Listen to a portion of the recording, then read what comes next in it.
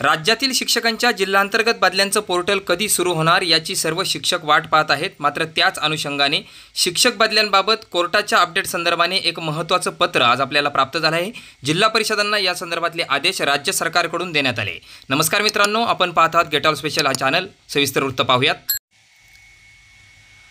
महाराष्ट्र शासन ग्रामविकास विभागाचे दिनांक 6 जून 2025चं पत्र, न्यायालयीन प्रकरण, प्रति मुख्य कार्यकारी अधिकारी जिल्हा परिषद सर्व, विषय माननीय उच्च न्यायालय मुंबई, औरंगाबाद व नागपूर येथे दाखल विविध रीट याचिकांच्या अनुषंगाने माननीय न्यायालयाने दिलेल्या अंतरिम निकालाबाबत।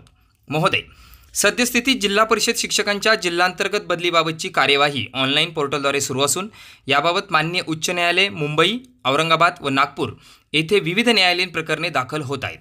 ज्या न्यायालयीन प्रकरणी माननीय उच्च न्यायालयाने अंतरिम स्थगिती देण्यात आली आहे अशा प्रकरणांमध्ये प्रचलित शासन निर्णयातील तरतुदी प्रतिज्ञापत्राद्वारे तात्काळ मान्य न्यायालयाच्या निदर्शनास आणून सदर अंतरिम स्थगिती तात्काळ उठवण्याबाबत आवश्यक ती कार्यवाही करण्याची आपणास विनंती आहे।